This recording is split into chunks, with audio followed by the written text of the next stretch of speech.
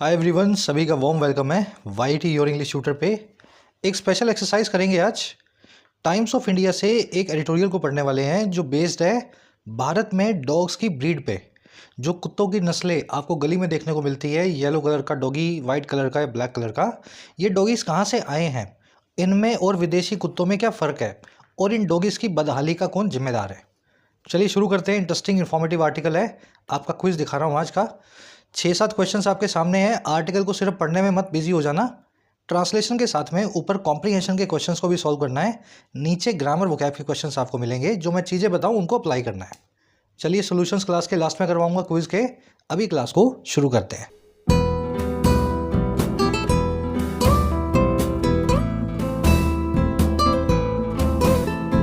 Alright, कह रहा है जी स्ट्रे कैटल।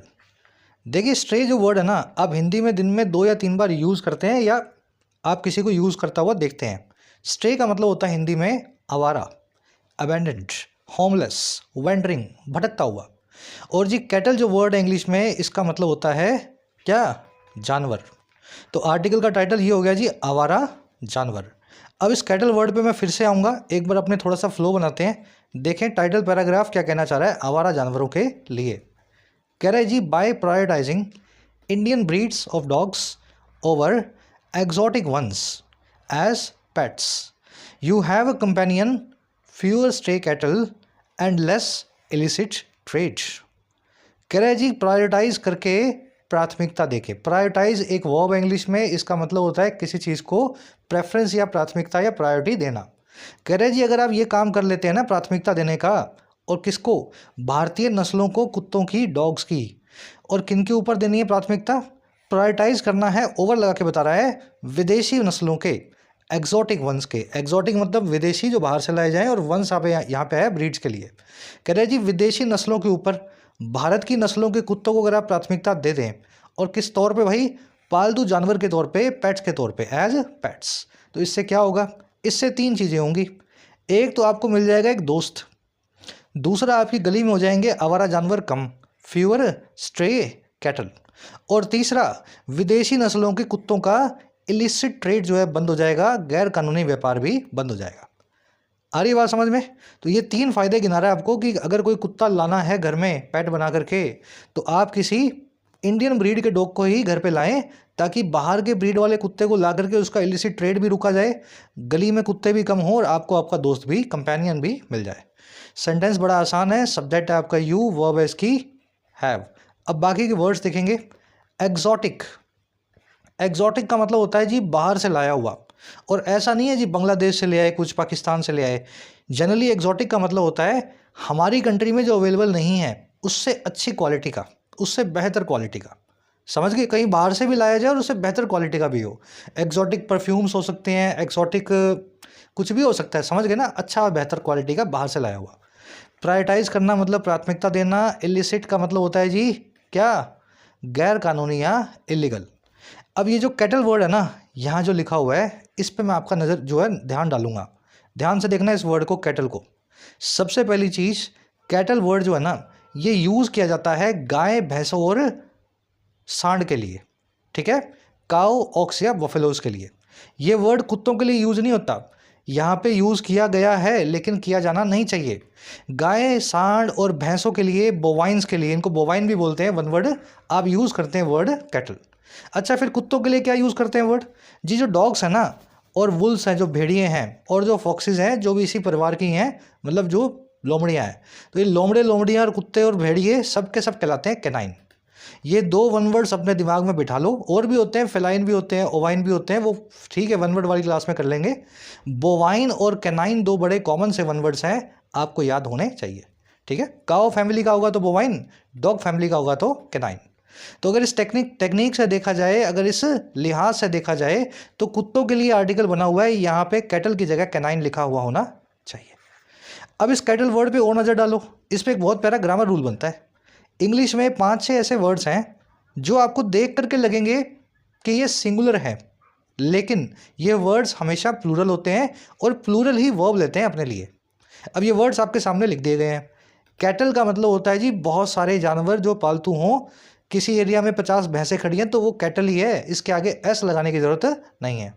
वर्मिन होते हैं दीमक जैसे कीड़े, बहुत सारे कीड़ों की कॉलोनी को बोला जाता है वर्मिन। पोल्ट्री का मतलब होता है जी मुर्गे, मुर्गियाँ, डक्स, है ना, बतख वगैरह, ये सब जो है पोल्ट्री का पार्ट है। जेंट्री का मतलब होता है जी खानदानी लोग किसी एरिया में रहने वाले, तो एक आदमी की बात नहीं हो रही। जेंट्री का मतलब है जी सारे जो कुलीन लोग हैं, है ना, अपर क्लास। पीपल का मतलब ही लोग होता है, तो पीपल तो वर्ड ही अलग है। और जो पुलिस वर्ड है, ये पुलिस वर्ड का मतलब होता है सभी पुलिस वाले। अगर आप बोल रहे हो ना पुलिस मेरे पीछे आ गई है, अंग्रेजी में लिखोगे तो आपको लिखना पड़ेगा police are coming after me. Are मतलब पुलिस वाले आ रहे हैं, पुलिस से पुलिस वाले अपने आप बन जाएगा। अब कुछ सेंटेंसेस बना रहा हूँ, ये नाउन एंड नंबर वाला इंपॉर्टेंट कॉन्सेप्ट है, ध्यान से देख लेना। स्ट्रे कैटल इज या are a major cause of accidents on highways. आवारा जानवर जो हैं वो एक मेजर कॉज हैं एक्सीडेंट्स का हमारे हाईवेज के ऊपर। अब मुझे बताओ यहाँ पे इज लगाऊं या आर लगाऊं? भाई देखने में तो कैटल है, पीछे एस नहीं आ रहा, भाई एक ही होगा कोई, है ना, आवारा भैंस होगी, आवारा जानवर होगा कोई भी नहीं। कैटल वर्ड तो अपने आप ही सभी जानवरों की बात करता है, गाय भैंसों की, तो कैटल एक प्लूरल वर्ब है, प्लूरल नाउन है, प्लूरल वर्ब लेगा, तो अब यहाँ पे यूज़ करें आर। ठीक है, इस तरह से क्वेश्चंस आपको एग्जाम में मिलेंगे। एक और सेंटेंस देखो, gentry of the city visits या visit this club frequently. City के जितने भी बड़े लोग हैं, खानदानी लोग हैं, इस क्लब को बहुत बार विजिट करते हैं, फ्रीक्वेंटली आते जाते रहते हैं क्लब में। अब बता दो जेंट्री के लिए क्या लगाया जाए? भैया सिटी के सभी खानदानी लोगों की बात हो रही है, किसी एक आदमी की बात नहीं हो रही। इसको देख करके कंफ्यूज मत होना, यहाँ पे लिखना पड़ेगा आपको विजिट। ठीक है, प्लूरल वर्ब लगेगी। People in the west is या are very friendly and receptive to strangers.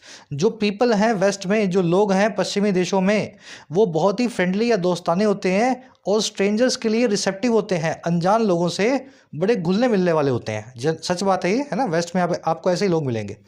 तो पीपल इन द वेस्ट के लिए आपको पीपल की वर्ब चाहिए, पीपल की वर्ब होगी प्लूरल। देख करके लगता हो सिंगुलर, लेकिन वर्ब लेगा प्लूरल।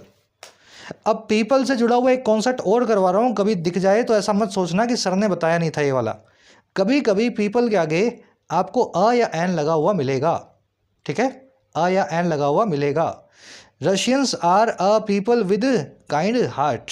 रशियंस जो हैं वो काइंड हार्टेड पीपल होते हैं, बहुत ही बड़े दिल वाले लोग हैं। ठीक है, आपका मन करेगा सर पीपल तो प्लूरल है, तो इसके आगे अ लगा हुआ है, ये गलत बना देता हूँ सेंटेंस, है ना, अ को निकाल देता हूँ। याद रखें अ पीपल इंग्लिश में एक फ्रेज है और इसका मतलब होता है अ टाइप या variety of people. Russians are a people with good heart का मतलब है Russians are a type of people with good heart. ठीक है, Afghans are a people with bravery, तो इसका मतलब है अफगानिस्तानी जो लोग हैं they are a type of people with brave hearts. आ गई बात समझ में? अ पीपल को नहीं भूलोगे, अ पीपल का मतलब क्या है? अ टाइप ऑफ पीपल, है ना, ये फ्रेज इंग्लिश में चलता है, इसको माइंड नहीं करना है। चलो बहुत सारी ग्रामर हो गई है, एक साथ करवा दी है, बाकी आपको बेसिक्स में करवाया गया सब कुछ। चलिए अब आगे बढ़ेंगे, आर्टिकल की सारी वोकैब आपको दिखा देता हूँ। ये जो आप अंडरलाइन वर्ड्स देख रहे हो, ठीक है, और उसी के साथ में सभी प्यारे स्टूडेंट्स को मॉक टेस्ट के लिए मैं सजेस्ट करूँगा testbook.com। टेस्ट बुक के 1 ईयर मॉक टेस्ट पास पे आपको सभी एग्जाम्स का एक सिंगल कलेक्शन मिल जाता है मॉक टेस्ट का, फिर चाहे एसएससी हो, बैंकिंग हो, रेलवेज हो या कोई दूसरा स्टेट का एग्ज़ाम हो। और इस 1 ईयर पास पे अभी आपके लिए सेल एक्टिव हो गई है 3 दिनों की। 269 में आपको 12 की जगह 15 महीने का मॉक टेस्ट पास मिल रहा है, तो 3 महीने की एडिशनल वैलिडिटी का फ़ायदा उठा लेना। सभी एग्जाम्स के नए अपडेटेड मॉक टेस्ट अपलोड हो चुके हैं पास के अंदर, आप देख पा रहे होंगे एमटीएस के, सीजीएल के और सीएचएसएल के। फ़ायदा लेने के लिए सेल का जाएं टेक्स्ट बुक के लिंक पे, कमेंट सेक्शन में लिंक को रखा हुआ है, आपको पास दिखाएगा 299 में। इस पे एडिशनल डिस्काउंट ले लेना कोड लगा करके YT10। जैसे इस कोड को लगाओगे ना आपका प्राइस घट के हो जाएगा 269। अगर पास की ज़रूरत थी आपको, then this is the right time. Sale के चलते पास का फ़ायदा लें, कमेंट सेक्शन में लिंक गिवन है। चलो जी, अपनी वोकैब शीट है आज की। वॉलंटरी से लेकर के एस्थेटिक तक, यानी टोटल 5 वर्ड्स हैं, 3 पुराने और 2 नए। वॉलंटरी क्या होता है जी? बहुत ही सिंपल सा वर्ड है, मेरे ख्याल से सबको आता होगा। स्वैच्छिक बोलते हैं इसको हिंदी में, जो अपनी वॉल्यूशन से किया जाए, अपनी इच्छा या अपनी विल से किया जाए, कंपलसरी ना हो, मैंडेटरी ना हो, वही होता है वॉलंटरी। जैसे working from office will be voluntary in the organisations of near future. Office से काम करना पूरे तरीके से स्वैच्छिक होगा फ्यूचर की ऑर्गेनाइजेशंस में, आने वाले वक्त की कंपनीज में। तो अभी तो ऑफिस जाना पड़ता है, लेकिन आने वाले टाइम में ऑफिस जाना आपकी इच्छा होगी, आप घर से काम करोगे, जब मन होगा उस दिन आप ऑफिस चले जाओगे। विलफुल और इंटेंशनल इसके सिनोनिम्स है। ये वर्ड आर्टिकल में आज आप देखने वाले हैं। चलिए अगला वर्ड है पेरिश। पेरिश का मतलब होता है किसी चीज़ का सड़ जाना या ख़त्म हो जाना। मान लीजिए सब्जियां हैं आपके फ्रिज के बाहर रखी हैं, ख़राब हो गई तो वो भी पेरिश हो गई। और मान लीजिए आपके आस पड़ोस में एक एक्सीडेंट हुआ जिसमें 2 लोगों की डेथ हो गई अनफॉर्चुनेटली, तो भी 2 जिंदगियां उसमें पेरिश हो गई हैं एक्सीडेंट में। समझ में आ गया? किसी भी चीज़ का ख़त्म होना, चाहे फल हो, सब्जी हो, आदमी हो, कंपनी हो, समाज हो, सोसाइटी हो, बैंक हो, ठीक है ना, तो उसके ख़त्म होने की प्रक्रिया को अपने बोलते हैं पेरिश होना। 30 civilians perished in the landslides. Landslide में या भूकंप में 30 सिविलियंस पेरिश कर गए, यानी कि उनकी हो गई डेथ्स। ठीक है, चलिए अगला, ये पेरिश के सिनोनिम्स हैं अपने पास, 2-3 ईडियम्स हैं, जैसे kick the bucket. Kick the bucket का मतलब होता है मर जाना, है ना। और एक है to be pushing up the daisies. इसका मतलब होता है मरा हुआ होना। आप डेजीज को कब पुशअप करोगे? डेजीज एक पौधा है और पुशअप मतलब नीचे से उसको धक्का देना। जब आप किसी कब्र में होंगे, टूम में होंगे, ग्रेव में होंगे, है ना, तभी ये बनता है ना भाई, आदमी तो ग्रेव में है और वो नीचे से पौधों को ऊपर धक्का दे रहा है। तो ये एक लिटरल सी, एक फिगरेटिव सी इडियम बनाई हुई है, to be pushing up daisies. आदमी मर चुका है, नीचे से अब सिर्फ पौधे ही उगा सकता है। याद रखेंगे इस इडियम को। चलिए अगला जो वर्ड है डाउन प्ले। आपको मैंने इसको ब्रेक करके बताया हुआ है। डाउन का मतलब नीचे और प्ले का मतलब खेलना। किसी चीज़ पे इस तरह से खेलना कि आप उसको नीचा दिखाएं, आप उसको लेस इंपॉर्टेंट या लेस सीरियस दिखाएं, तब आप उसको डाउन प्ले करते हैं। जैसे आपसे कोई बड़ी गलती हो गई, अब आपको लग रहा है डर कि सब लोग मुझे डांटेंगे, मारेंगे, तो आपने क्या बोला सबको? अरे कुछ भी नहीं है, तो छोटी मोटी बात है। आप अपनी ही गलती को डाउन प्ले कर रहे हैं, उसको लेस सीरियस बना रहे हैं अपने स्वार्थ की वजह से। The minister tried to downplay his alleged role in the scandal. Minister ने कोशिश किया कि वो डाउन प्ले करे अपनी कथित भूमिका को पूरे स्कैंडल में, पूरे स्कैम में। तो मिनिस्टर सबको यही कहता फिर रहा था कि मेरी तो कोई ज़्यादा भूमिका है ही नहीं इसमें, है ना, डाउन प्ले कर रहा था। डाउन प्ले को प्ले डाउन या मेक लाइट ऑफ समथिंग भी बोलते हैं। ये इडियम याद रखें, इंपॉर्टेंट इडियम है। किसी चीज़ की भूमिका, सिग्निफिकेंस या इंपॉर्टेंस को ज़रूरत से कम दिखाना, अंडरस्टेट करना, मेक लाइट ऑफ समथिंग करना। अब डाउन प्ले का उल्टा क्या होगा? इसका बिल्कुल उल्टा होता है जी ओवर प्ले। छोटे बच्चे करते हैं ना, थोड़ा सा दर्द होता है कहीं पे और उसको चीख चिल्ला करके इस तरह से बताते हैं कि छुट्टी हो जाए स्कूल की। डाउन प्ले का बिल्कुल उल्टा है जी ओवर प्ले। चलो अगला वर्ड है आर्डेंट। आर्डेंट का मतलब होता है जी डाई हार्ड। किसी भी चीज़ के लिए बहुत ज़्यादा एंथुजियास्टिक, किसी भी चीज़ के लिए बहुत ज़्यादा फर्विट। ये सारे सिनोनिम है इसके जो बोल रहा हूँ मैं, एंथुजियास्टिक, पैशनेट या फर्विट। अगर आप क्रिकेट के डाई हार्ड फैन हैं, क्रिकेट के बहुत अच्छे शौकीन पसंद जो हैं आप, मतलब क्रिकेट आपका पसंदीदा गेम है, तो आप एक आर्डेंट फैन है क्रिकेट के। इमोशन से फुल ऑफ इमोशंस हैं फॉर क्रिकेट, है ना। Some ardent fans from both the teams got involve in a street fight after the match. कुछ पैशनेट फैंस थे, दर्शक थे, फैंस थे दोनों ही टीम के, जो इन्वॉल्व हो गए एक स्ट्रीट फाइट में, एक गली में झगड़े में मैच के बाद। ठीक है ना, तो पैशनेट आदमी को बोलते हैं आर्डेंट पर्सन। ये किसी चीज़ के लिए पैशनेट होता है ना, किसी काम के लिए, किसी हॉबी के लिए। ये वर्ड आर्टिकल में देखेंगे। चलिए लास्ट वर्ड है आज का लास्ट वर्ड है जी, एक सेकेंड रुकना है ना। एस्थेटिक। एस्थेटिक एक एडजेक्टिव है, इसका मतलब होता है सुंदर। एस्थेटिक को अगर आसान भाषा में समझना है ना, सुंदर। हालांकि ये सुंदर से कहीं बढ़ के है, लुक्स की बात करता है, अट्रैक्टिवनेस की बात करता है। एस्थेटिक्स नाम के नाउन से एस्थेटिक नाम का एडजेक्टिव हमने बनाया हुआ है। दीज शोज आर, ये शू कर लेना है ना, जूता कर लेना है इसको, मैंने शो लिख दिया गलती से। These shoes are more aesthetic than comfortable. ये जो जूते हैं ये सुंदर ज़्यादा है और कंफर्टेबल कम है। एस्थेटिक फर्नीचर हो सकता है, एस्थेटिक बॉडी हो सकती है, एस्थेटिक कार्स हो सकती हैं, एस्थेटिक डेकोरेटिंग हो सकती है। हर वो चीज़ जिसमें ब्यूटी हो, जो सबको अपनी तरफ अट्रैक्ट करे, दैट इज़ कॉल्ड अट्रैक्टिव और एस्थेटिक। तो ये वर्ड आर्टिकल में आज आप देखेंगे। चलिए अब जल्दी से आ जाओ आर्टिकल पे, एक समरी आपको दे दें किस बारे में लिखा हुआ आपको पता लगे। देखो समरी ये है कि गली में जो डॉग्स देखते हो ना आप, स्ट्रीट डॉग्स, स्ट्रे डॉग्स, ये कुत्ते यहाँ पे भारत में 5000 सालों से हैं। सिंधु घाटी सभ्यता में, इंडस वैली सिविलाइजेशन में इनके रिमाइंडर्स मिले हैं और ये भी पता लगता है कि ये बहुत फ्रेंडली थे। और इनफैक्ट अंग्रेज़ों के आने से पहले तक ये भारत के कल्चर का पार्ट थे। लोग इनको पालते थे, पोसते थे, अडॉप्ट करते थे। लेकिन अंग्रेज़ों ने आकर के गेम खेला। उन्होंने क्या किया, यहाँ आने के बाद बोल दिया कि ये कुत्ते तो बड़े ख़राब हैं, बदसूरत हैं, बीमार हैं, आप इन कुत्तों को ना अडॉप्ट करना बंद करो और हमारे इंग्लैंड से ना अच्छे अच्छे कुत्ते मंगवाओ सफ़ेद रंग के बड़े बड़े फर वाले, है ना, प्यारे प्यारे सुंदर सुंदर। और एक बिजनेस चला दिया अंग्रेज़ों ने बाहर से एक्जॉटिक ब्रीड्स के डॉग्स को इंडिया में इंपोर्ट करने का। अब अंग्रेज चले गए, लेकिन आज भी लोग वही बिजनेस चला रहे हैं और उसी बिजनेस के हिसाब से कुत्ता पाल रहे हैं।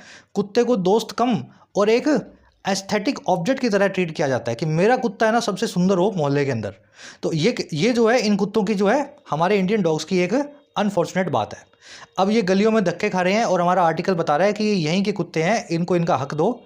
अमेरिका से इंग्लैंड से कुत्ते मंगवाने की बजाय हज़ारों डॉलर के इन्हीं कुत्तों को पालना शुरू करो। इनकी तादाद भी कम होगी और इनको अपना घर भी मिल जाएगा, ये कहीं बाहर से नहीं आए हैं। बस आज इसकी यही समरी है, सजेस्टिंग टोन है भारत सरकार को और लोगों को क्या करना चाहिए इस बारे में बताया गया। चलिए अब शुरू करते हैं। बहुत इंटरेस्टिंग आर्टिकल है, मुझे तो प्यारा लगा ये। कह रहे जी, recently we have seen a search in the cases of dogs biting people even their adopters. कह रहे हाल ही में हम देख चुके हैं जी, वी हैव सीन, और किसको, एक उछाल को, एक सर्ज को। और किस में, सर्ज का मतलब समझते हैं ना, बढ़त, उछाल। ये सर्ज आई है उन केसेस में जो डॉग्स के हैं बाइट करने का, समझ गए, काटने का। और किनको, लोगों को, पीपल को। यहाँ तक कि अपने अडॉप्टर्स को भी उन लोगों ने जो डॉग्स अडॉप्ट करके बैठे हैं उनके कुत्ते भी उनको काट रहे हैं। तो रिसेंटली कुत्तों का काटने का जो है केसेस बढ़ते जा रहे हैं। वी की वर्ब है हैव सीन, सर्ज का मतलब है उछाल, बढ़त, किसी चीज़ में अचानक आने वाली, इंक्रीज, स्पाइक भी बोलते हैं इसको। और आगे बढ़ते हैं। कह रहे certain exotic breeds are aggressive by nature but even Indian breeds are indulging in conflicts more often. कह रहे कुछ एक खास एक्सोटिक ब्रीड्स ऐसी हैं, एक्सोटिक मतलब विदेशी, बाहर से आने वाली, फॉरेन, और ब्रीड का मतलब है नस्ल, वैरायटी, टाइप, काइंड। तो कुछ कुत्तों की ऐसी नस्लें हैं जो बाहर से आती हैं, पिटबुल जैसी, जो बहुत अग्रेसिव होती हैं अपने नेचर के हिसाब से। ऐसे कुत्ते होते हैं जो गुस्सा आ जाएगा तो खा ही जाएंगे किसी को भी, है ना, आसपास वालों को। कह रहे लेकिन यहाँ तक कि इवन जो इंडियन नस्लें हैं कुत्तों की, वो भी आजकल इंडल्जिंग इन कर रही हैं, इन्वॉल्व इन हो रही हैं कॉन्फ्लिक्ट्स में, झगड़ों में, काटने वाली घटनाओं में काफ़ी ज़्यादा, मोर ऑफन। तो ये जो एग्रेसिव कुत्ते थे तो हमें पता ही थे ये एग्रेसिव हैं, लेकिन आजकल इंडियन कुत्ते भी काटने लगे हैं सड़कों पे, ये मामला भी बढ़ता जा रहा है। एक्सोटिक आप समझ चुके हैं, ब्रीड का मतलब है वैरायटी, नस्ल, इसकी वर्ब है आर, ब्रीड्स की वर्ब है आर, इंडल्जिंग इन। जब आप किसी चीज़ में इंडल्ज इन करते हैं ना, तो आप उस चीज़ से इन्वॉल्व इन हो जाते हैं। Indulge in something, to get या बिकम इन्वॉल्व इन समथिंग, दोनों एक ही बात है। अब इंडल्ज के बाद में एट मत लगाया ना, इंडल्ज के बाद में ऑफ मत लगाया ना, है ना, इन नहीं आता है, फिक्स प्रेपोजिशन है। कुछ लोग बोलते हैं सर प्रेपोजिशन पढ़ाओ, प्रेपोजिशन पढ़ाओ, यही प्रेपोजिशन चैप्टर है। किस नाउन, किस वर्ब, किस एडजेक्टिव, किस एडवर्ब के साथ में कौन सी प्रेपोजिशन फिक्स्ड है, बस यही है प्रेपोजिशन चैप्टर, है ना। बाकी रूल्स तो आपको बेसिक्स वाली प्लेलिस्ट में करवा दिए गए हैं। चलो और आगे बढ़ते हैं। कह रहा है जी, what is causing this aggressive behaviour, question mark. कह रहा है कौन सी चीज़ कोज कर रही है, कौन सी चीज़, घटना जो है अंजाम दे रही है इस एग्रेसिव बिहेवियर को, इस आक्रामक रवैये को।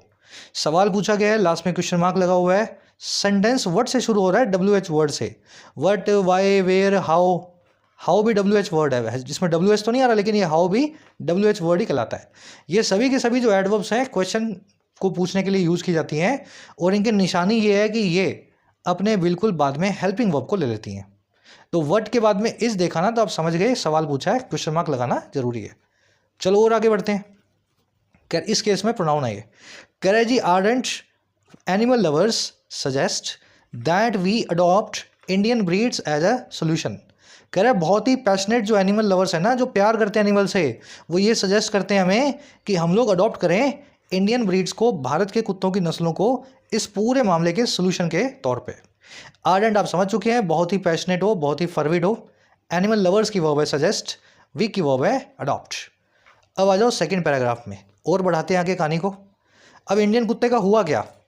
कह रहा है जी, it is ironic that people are adopting exotic breeds while the Indian breed is perishing on the streets with little support. कह रहे ये बड़ी आयरॉनिक बात है, विरोधाभास वाली बात है, पैराडॉक्सिकल बात है। कौन सी भाई, कि ये जो पीपल हैं भारत के, अडॉप्ट कर रहे हैं बाहर से डॉलर में मंगा के कुत्तों को, एक्सोटिक ब्रीड्स को। कह रहे जबकि हमारी खुद की जो ब्रीड है, इंडियन ब्रीड का जो नस्ल का कुत्ता है, वो पेरिश कर रहा है, वो सड़ के मर रहा है सड़कों पे बिना किसी सपोर्ट के, विद लिटिल सपोर्ट। लिटिल यहाँ पे ए या एन या द के बिना आया है, लिटिल का मतलब होगा ना के बराबर। तो हमारे कुत्ते तो सड़कों पे धक्के खा रहे हैं, ट्रकों के नीचे आ रहे हैं, और हमें मंगाने हैं बाहर से सफ़ेद सफ़ेद फर वाले कुत्ते, है ना। ये आयरॉनिक बात है। इट की वर्ब है इज, पीपल की वर्ब है आर, अडॉप्टिंग। ब्रीड की वर्ब है इज पेरिशिंग। पेरिश करना, किसी चीज़ का ख़त्म होना, सड़ना, गलना, याद है ना। सब्जी हो, कंपनी हो, इंसान हो, कुत्ता हो, जब वो डाई करेगा, डिके होगा, तो उसके लिए पेरिश वर्ड यूज़ किया जा सकता है। आयरॉनिक आप समझते हैं, विरोधाभास वाली चीज़ हो, पैराडॉक्सिकल हो, स्ट्रेंज बात हो, जो अजीबो गरीब बात हो। कह रहे हुआ कैसे? During the British Raj Europeans downplayed Indian dogs because they wanted to sell exotic breeds. कह रहा है जी, ब्रिटिश राज के दौरान यूरोपियंस ने डाउन प्ले किया, यूरोपियंस ने इंपॉर्टेंस को कम करके दिखाया भारत के डॉग्स की, हमारी नस्लों की। कह रहा है क्योंकि वो लोग चाहते थे कि वो हमारी रियासतों को बेचें, सेल करें, हमारे लोगों को बेचें एक्सॉटिक ब्रीड्स, बाहर के विदेशी कुत्ते। यूरोपियंस की वर्ब है डाउन प्ले करना, अंडरस्टेट करना, लेसन करना, किसी चीज़ की सिग्निफिकेंस को कम दिखाना। अब एक ईडियम बताई थी मैंने डाउन प्ले से, याद है ना सबको? याद है या नहीं याद? ईडियम्स बताता हूँ तो वहीं थोड़ा सा ध्यान दिया करो उस पर। डाउन प्ले के लिए कौन सी ईडियम बताई थी? डालो, कितने लोगों को याद है? लिख देता हूँ मैं यहाँ, मेक लाइट ऑफ समथिंग। तो ऐसा भी आ सकता था, Europeans made light of Indian dogs, है ना, ऐसा भी लिखा हो सकता था। चलो और आगे बढ़ो। देखिए वो wanted correct today shop businesses promote exotic breeds. करे जी आजकल अंग्रेज तो चले गए, लेकिन शॉप बिजनेसेस जो है ना, ऐसे बिजनेसेस जो शो ऑफ के सहारे चलते हैं, रियल यूटिलिटी उनमें नहीं होती, शो ऑफ की वजह से चलते हैं। तो ये शॉप बिजनेसेस जो हैं ये प्रमोट कर रहे हैं अंग्रेजी कुत्तों को, एक्सोटिक ब्रीड्स को। शॉप बिजनेसेस की वर्ब है प्रमोट। कह रहा है many people adopt pets based on their looks. कह रहा है बहुत सारे लोग अडॉप्ट करते हैं पेट्स को उनके लुक्स के आधार पे, जितना सुंदर कुत्ता होगा उतना ज़्यादा दाम होगा, है ना। पीपल की वर्ब है अडॉप्ट। अब देखो आगे पूछ रहा है सवाल, कह रहा है but are pets an object of our aesthetic pleasure. कह रहे लेकिन क्या ये पेट्स एक ऑब्जेक्ट हैं, क्या ये पालतू जानवर एक चीज़ हैं, और किसके? हमारे एस्थेटिक प्लेजर के, कि कितनी चीज़ में कितनी ब्यूटी है और उससे हमें कितना प्लेजर मिलेगा, यही होता है एस्थेटिक प्लेजर। आपको सुंदर चीज़ रख के, देख करके, उसका मालिक बन करके आपको प्लेजर आता है ना, सुंदर घर, सुंदर गाड़ी का। तो कह रहे वही एस्थेटिक प्लेजर के ऑब्जेक्ट है क्या ये कुत्ते? क्या इनमें जान नहीं है क्या? पेट्स की वर्ब है आर। सेंटेंस जो है क्वेश्चन वाला है, इंट्रोगेटिव है, हेल्पिंग वर्ब को सब्जेक्ट से पहले लिखा गया है ना। एस्थेटिक आप जानते हैं जो ब्यूटी से जुड़ा हुआ हो। कह रहे by promoting consumerism certain pet businesses are objectifying canines and dehumanising us. कह रहे जी प्रमोट करके कंज्यूमरिज्म को, कंज्यूमरिज्म एक ऐसा सिद्धांत है जिसमें कंपनी सिर्फ एक ही बोलती है कि ज़िंदगी मिलेगी ना दोबारा, जितना खाना है खा लो, जितना पहनना पहन लो, कल हो ना हो, एक पैसा जेब में मत छोड़ो, खर्चा कर दो सारा। इसी को बोलते हैं अंग्रेजी में कंज्यूमरिज्म। कह रहे हैं जी ये जो बेवकूफ़ी वाली चीज़ है ना कंज्यूमरिज्म, जो वेस्ट से आई है कि एक पैसा मत बचाओ, कह रहे हैं ये खर्चा करने की जो आदत है प्रमोट करके कुछ पेट बिजनेस वाले जो लोग हैं, बिजनेसेस जो हैं, वो ऑब्जेक्टिफाई कर रहे हैं, वो ऑब्जेक्ट बना करके दिखा रहे हैं कैनाइंस को। अब कैनाइन ऊपर बताया था आपको, बोवाइन कैनाइन, याद है ना। कुत्तों को वो ऑब्जेक्ट की तरह बेच रहे हैं, चीज़ की तरह बेच रहे हैं, और हमें डीह्यूमनाइज कर रहे हैं, हमारे अंदर का ह्यूमन हमसे छीन रहे हैं, हमें अमानवीय बना रहे हैं। आगे बात समझ में। पेट बिजनेसेस की वर्ब क्या है? Are objectifying and are dehumanising. दोनों के आगे आर लगा हुआ है, दूसरी बार यहाँ पे ओमिट किया हुआ है। कैनाइन मतलब कुत्ते, भेड़िए और लोमड़े। बोवाइन मतलब गाय, बैल और भैंसे। याद रखेंगे दोनों वन वर्ड्स को। चलो आ जाओ नेक्स्ट पे। इंटरेस्टिंग लग रहा है ना आर्टिकल, समझ में आ रही है हर चीज़। चलो कह रहा है जी the Indian dog is one of the oldest breeds in the world and they make great companions. कह रहा है इंडियन ब्रीड का जो डॉग है वो दुनिया की सबसे पुरानी ब्रीड्स में से एक है। अब देखो बार बोल भी रहा है ना, आवाज़ आ रही होगी आपको। कह रहा है दुनिया की सबसे पुरानी नस्लों में से एक है, और वो बहुत ही अच्छा कंपेनियन बनता है, बहुत ही अच्छा आपका दोस्त भी बन सकता है। दे मेक ग्रेट कंपेनियंस। डॉग की वर्ब है इज, दे की वर्ब है मेक। अब यहाँ पे मेक का मतलब है बिकम, ठीक है। कभी कभी बिकम के लिए मेक नाम का वर्ब भी यूज़ किया जा सकता है, बिकम भी लिख सकते थे, है ना। मेक का मतलब होता है वो आपके बहुत अच्छे दोस्त बन सकते हैं या बनते हैं, ऐसा कहना चाह रहा है। चलो वन ऑफ के बाद में आप हमेशा प्लूरल वर्ब को यूज़, प्लूरल नाउन को यूज़ करेंगे, क्योंकि कई सारे जब प्लूरल नाउन होगा उसी में से वन को निकाला जा सकता है।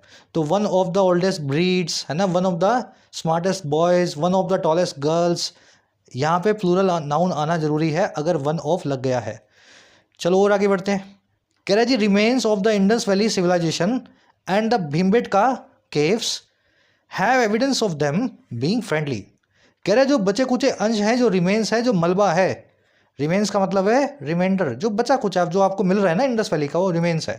कह रहा है जो बचा हुआ हिस्सा है इंडस वैली सिविलाइजेशन का, सिंधु घाटी सभ्यता का और भीमबेटका केव्स का, कह रहा है उनके पास भी एविडेंस है, उन्होंने भी हमें सबूत दिए हैं इन कुत्तों के फ्रेंडली होने का।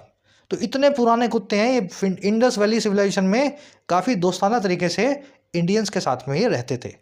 रिमेन्स की वर्ब है हैव, सिविलाइजेशन की वर्ब है, कोई वर्ब नहीं है, इससे पहले द लगा हुआ है। ये बताना चाह रहा हूँ मैं, जो भी सिविलाइजेशन आपको मिले, मायन सिविलाइजेशन है, हड़प्पन मोहनजोदड़ो है ना, इंडस वैली, हान चाइनीज सिविलाइजेशन है, हमेशा हर सिविलाइजेशन अपने आगे दा लेती है। ना केवल सिविलाइजेशन बल्कि पीरियड भी, जैसे वैदिक पीरियड है, आपने सुना होगा कभी, है ना, वैदिक पीरियड, फिर मुगल पीरियड है। तो जो भी पीरियड्स है ना हिस्ट्री के, वो भी अपने आगे द नाम के आर्टिकल को लेते हैं। चलो कह रहे सिंस, एक सवाल आपसे यहाँ पूछ लेता हूँ, जवाब इसका मैं दूंगा इस सेंटेंस पूरा करने के बाद। सवाल ये है कि इंडस वैली सिविलाइजेशन में और केव्स में क्या एक ही एविडेंस मिली है क्या? भाई एविडेंस तो बहुत सारी मिली होंगी।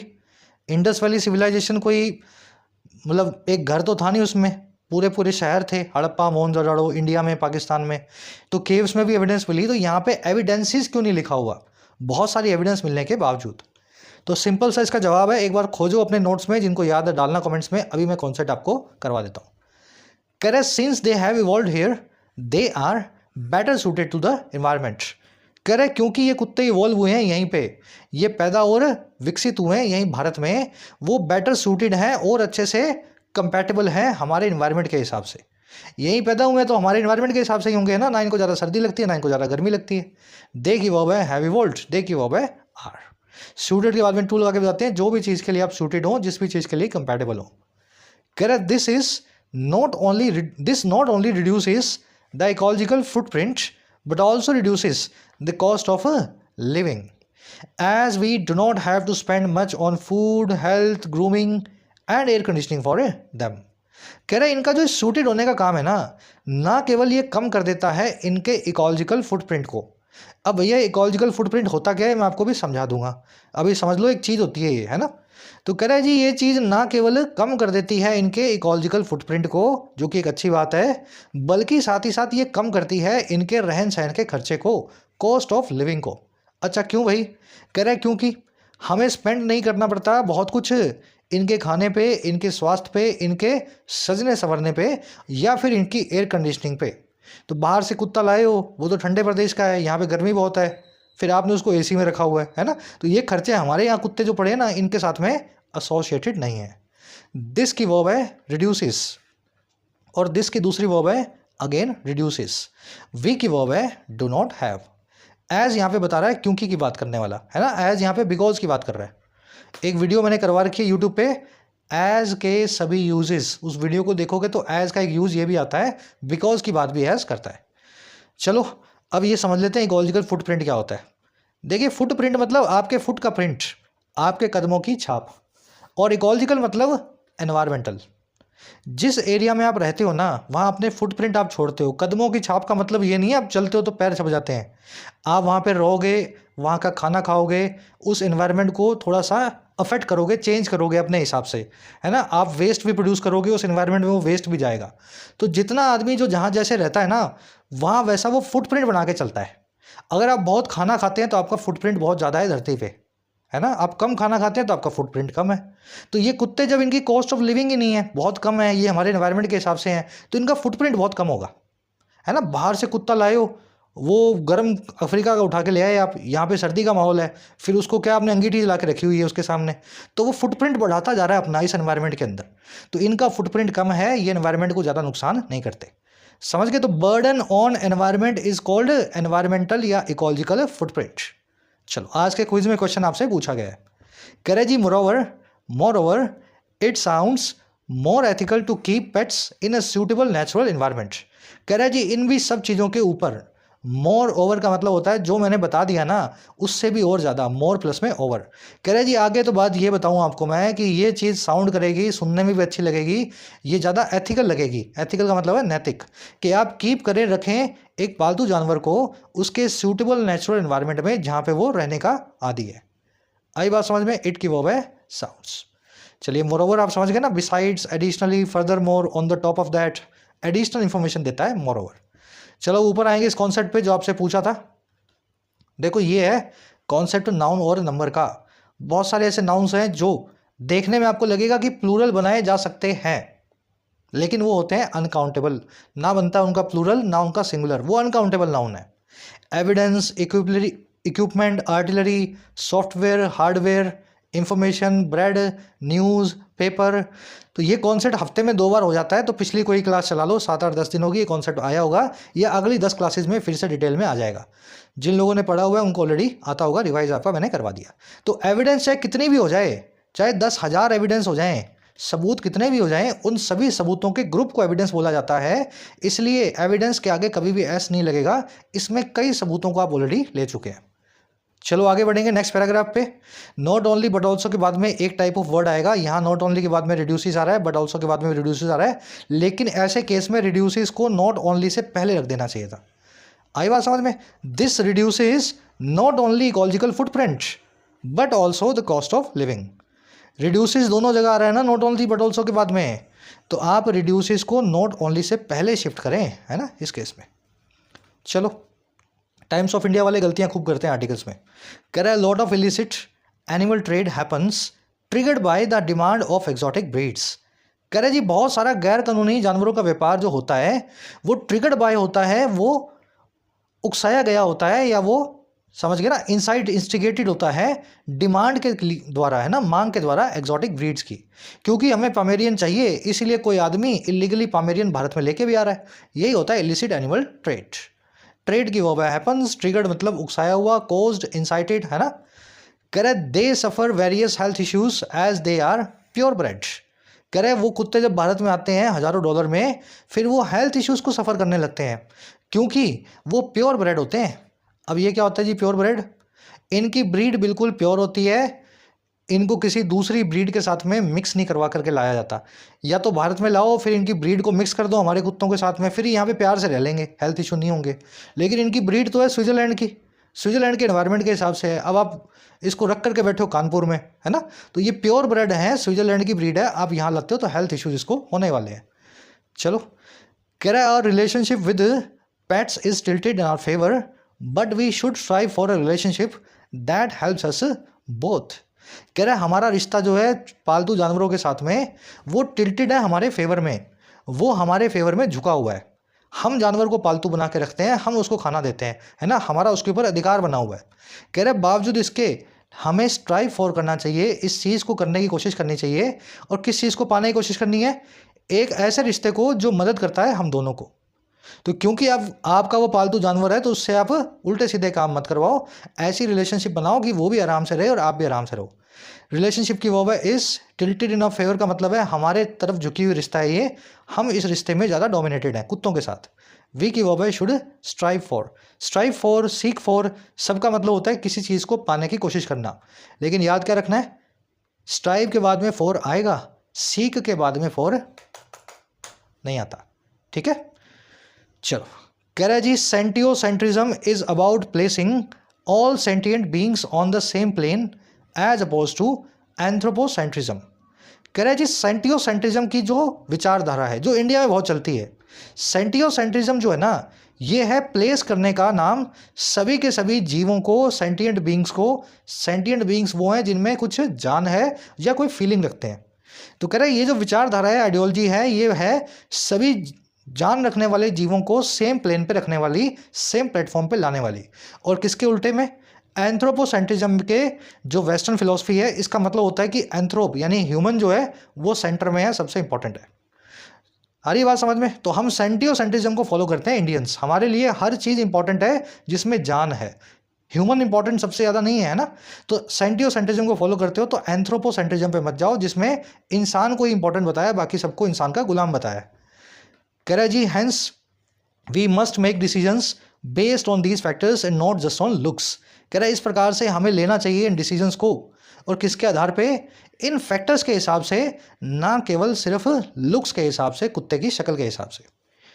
चलिए अब लास्ट पैराग्राफ है, यहाँ आपको बताया गया आपको क्या करना है ना, आपकी सोसाइटी में आसपास आप क्या कर सकते हो। कह रहे हैं जी Indian dogs are active and can be trained easily.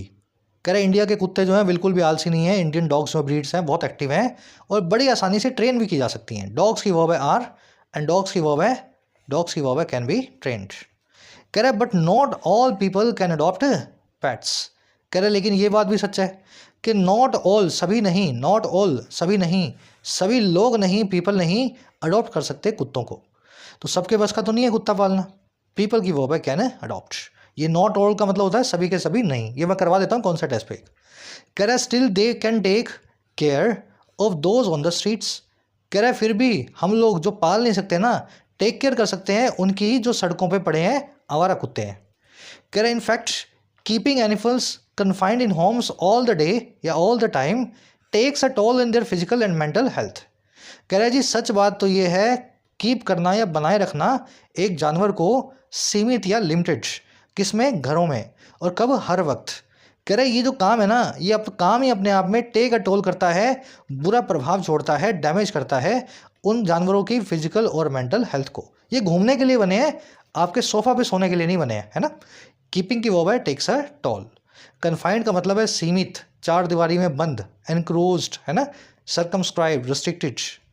कह रहा है on a voluntary basis some people from a locality can come forward to provide shelter, food and care to those on the streets.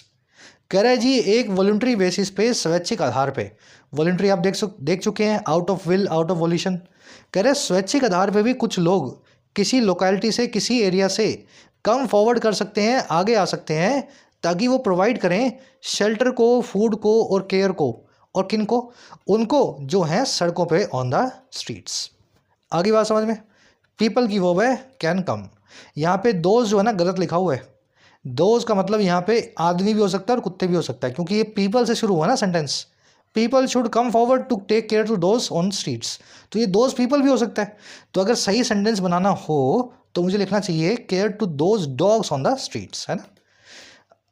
कह रहा है moreover prioritising Indian breeds over exotic ones as pets could be even better as then you have a companion, few stray animals and less illicit trades. कह रहा है जी इससे बड़ी बात यह है कि प्रायोरिटाइज करना, प्राथमिकता देना भारत की नस्लों के कुत्तों को विदेशों से मंगाए हुए कुत्तों से ज़्यादा। और किस तौर पे? पेट के तौर पे, पालतू के तौर पे। कह रहे हैं ये और भी बेहतर होगा, बेटर होगा। कह रहे हैं क्योंकि फिर आपके पास एक दोस्त भी होगा, गली में आवारा जानवर भी कम होंगे और जानवरों का इलिसिट ट्रेड भी आपको कम होता हुआ दिखेगा। प्रायोरिटाइजिंग की वर्ब है कुड बी, यू की वर्ब है हैव। चलिए इंटरेस्टिंग आर्टिकल था, खत्म हो गया। अब आ जाओ अपने क्विज पे, जल्दी से इसको करेंगे सॉल्व। क्वेश्चंस अच्छे बने हुए हैं, घबराना नहीं है। PO mains, SSC mains, CGL mains level के बना रहा हूँ। सबसे पहले तो ये इजी वाला क्वेश्चन है, आपसे पूछा है कि इकोलॉजिकल फुटप्रिंट ये जो टर्म है इसका क्या मीनिंग है। क्या इसका मीनिंग ये है कि किसी जानवर के पाँव का साइज़ क्या है, या इसका मीनिंग ये है कि कौन सा जानवर, कौन सी नस्ल कितना बर्डन डालती है एनवायरनमेंट पे, या फिर इसका मीनिंग ये है कि किसी नस्ल की कितनी एज है, कब से वो शुरू हुई है, या फिर इसका मीनिंग ये है कि कोई जानवर का रेत में पाँव के जो निशान है, जो ट्रेल है, उसको इकोलॉजिकल फुटप्रिंट बोलते हैं। तो चारों में से किसको बोलते हैं? जिसने आर्टिकल अच्छे से देखा है बता देगा। फर्स्ट कमेंट में आंसर डाल रहा हूँ इसी लेक्चर के नीचे, वहाँ से चेक कर लेना। सेकंड में पूछा है जी इंडियन डॉग ब्रीड के लिए कौन सी बात सच नहीं है। सच नहीं है तो देख लो भाई चारों में से कौन सी बात सच नहीं है। ये जो है इनका इलिसिट ट्रेड होता है, ये बात सच नहीं है। या फिर ये कम वैल्यूबल बनाए गए थे यूरोपियन ब्रीड्स के मुकाबले, ऐसा उनको बताया गया, ये बात सच नहीं है। या फिर ये कुत्ते इंडस वैली सिविलाइजेशन के वक्त से, पीरियड से भारत में रहते आ रहे हैं। और या फिर इनकी कॉस्ट ऑफ लिविंग बहुत कम होती है क्योंकि ये वेदर के हिसाब से सूटेड है। तो कौन सी बात इन चारों में से सच नहीं है? अच्छे लेवल का क्वेश्चन है, एक ट्राई दो, कमेंट सेक्शन में इसका आंसर डाल रहा हूँ। थर्ड में पूछा जी डॉग लाइक एनिमल्स के लिए कौन सा वर्ड यूज़ करेंगे। तो वो करवाया था ना आपको मैंने, बोवाइन, वो वैसा वाला वर्ड बता दो डॉग्स के लिए कौन सा लगेगा। वन वर्ड है। चौथे पाँचवें में 2 एरर्स मिलेंगी। एरर्स मिल सकती हैं इस वर्ड के आसपास या इसकी वजह से, और दूसरी एरर आपको मिलेगी शायद इस वर्ड की वजह से। चलिए 6वें में सेंटेंस इंप्रूव करना है, और जो आपको एक पार्ट दिया गया ना, ये वाला पार्ट, इसी पार्ट में इंप्रूवमेंट आपको लानी है। कोशिश करो इम्प्रूवमेंट मिलती है या नहीं मिलती, और अगर ना मिले तो नो इम्प्रूवमेंट लिख सकते हो आप, नो इम्प्रूवमेंट नीडेड। चलिए मुलाकात होगी नेक्स्ट लेक्चर में। अच्छा, एक कॉन्सेप्ट यहाँ रह गया जो आपको यहाँ पे अप्लाई करना है, करवा दूँ क्या वो कॉन्सेप्ट? फटाफट आ जाओ आ जाओ आ जाओ जल्दी से, मैं आपको बताने वाला था पर वहाँ रह गया था। छोटा सा कॉन्सेप्ट है, जब भी आपको नोट दिख जाए ऑल या एवरी के बाद में तो आपके कान खड़े हो जाने चाहिए। क्यों? इसका मतलब होता है एक भी नहीं। इसका क्या मतलब होता है? एक भी नहीं। जैसे all of the aspirants will not be able to crack this exam, कोई भी एस्पायरेंट या सभी के सभी एस्पायरेंट जो हैं एबल नहीं होंगे एग्जाम को क्रैक करने में। गलत बात होगी ना। अरे भाई, एक भी आदमी एग्जाम क्रैक नहीं करेगा, या हो सकता है क्या? एग्जाम हुआ है तो कोई तो फर्स्ट आएगा उसमें, कोई तो सेकंड आएगा। तो कहने का मतलब है ये सेंटेंस अपने आप में गलत है, क्योंकि ऑल या एवरी के बाद में नोट लग गया है। अब इसका मीनिंग बड़ा खतरनाक हो गया है। अगर खतरनाक मीनिंग आपको दिखे तो आप समझ लेना कि नोट को सेंटेंस के शुरू में लाना है। अगर इस नोट को मैं यहाँ से उठा लूँ और लिख दूँ यहाँ पे, ठीक है, ऐसे, तो क्या बन जाएगा? Not all of the aspirants will be able to crack this exam. और इसका मतलब ये होगा कि नॉट ऑल मतलब सबके सब की बात नहीं हो रही, सबके सब इस एग्जाम को क्रैक नहीं करेंगे। 100 बैठे हैं तो 40 करेंगे, 30 करेंगे, 20 करेंगे, सब नहीं करेंगे। आई ना बात समझ में? हाँ, पर कुछ करेंगे। तो नॉट प्लस में ऑल या एवरी हो जाए, नॉट पहले आ जाए, तो इसका मतलब होता है नॉट एवरी बट सम। और फर्स्ट केस में क्या था? एक भी नहीं, एक भी नहीं। Everybody is not honest and just, हर आदमी दुनिया में ऑनेस्ट और जस्ट नहीं है। इसका मतलब ये निकला कि दुनिया में कोई भी आदमी ऑनेस्ट और जस्ट नहीं है। तो ये बड़ा खतरनाक सा मीनिंग है, ऐसा नहीं हो सकता, कोई तो ऑनेस्ट होगा ना। सब बेईमान है तो फिर ईमानदारी की बात ही क्यों करते हो? तो सेंटेंस में कुछ गड़बड़ लग रही है, इसलिए नॉट को मैं उठाऊंगा और शुरू में ले आऊँगा। अब यहाँ शुरू में लाने का मतलब ये होगा दुनिया में हर आदमी ऑनेस्ट नहीं है, कुछ आदमी डिसऑनेस्ट भी आपको मिलेंगे, ठीक है। वैसे ही every citizen can not be a soldier and fight for the nation, हर सिटीजन सोल्जर नहीं हो सकता और नेशन के लिए फाइट नहीं कर सकता। फिर करेगा कौन? अगर सभी के सभी नहीं होंगे, एवरी लिख करके बता दिया तो कौन करेगा? तो आपको नॉट को उठाना है और शुरू में लाना है। नॉट एवरी लिखने का मतलब है जी हर एक नहीं हो सकता, हाँ कुछ होंगे, ज़्यादातर नहीं भी होंगे, हाँ पर हर एक नहीं हो सकता। आगे बात समझ में? तो ये कॉन्सेप्ट आपको आना चाहिए, और यही कॉन्सेप्ट आज के क्विज में लगा हुआ है, जाके चेक कर लेना 6वें 7वें क्वेश्चन के अंदर। मुलाकात होगी नेक्स्ट लेक्चर में। अंटिल देन, क्लासेज अच्छी लगती हैं तो एक लाइक और एक शेयर दिया करो। कोशिश मेरी ये होती है कि वो कंटेंट आपको दें जो यूट्यूब पे तो ठीक है, पेड बैचेस में भी लोग नहीं दे रहे हैं, है ना, टीचर्स आपको नहीं दे रहे हैं, क्योंकि इसमें डेडिकेशन लगती है ना, मेहनत लगती है। तो मेहनत करके आपको ला करके दे रहे हैं कंटेंट, तो इसको आगे रीच दिलवाओ। आपके लाइक से बहुत डिपेंड करता है यूट्यूब एल्गोरिथम। कोर्सेज अवेलेबल है ऐप पे, जाके फ़ायदा ले सकते हो। टाइम रहते ही कोर्सेज का फ़ायदा लेना है, ऐसा ना हो लास्ट मोमेंट पे आकर के आप मैसेज करें सर 15 दिन रह गए, 1 महीना रह गया। अभी जब वक्त है पढ़ने का तो पढ़ाई पे पूरा ध्यान दो। कंटेंट सारा अवेलेबल है एप्लीकेशन पे, राइटिंग का, एसएससी का और बैंकिंग का। ऐप को जाओ, कमेंट सेक्शन से डाउनलोड करो, फर्स्ट कमेंट से लिंक रखा है। कोई भी क्वेरी हो, ये नंबर है व्हाट्सअप का, टीम से आप मैसेज करके बात कर सकते हैं।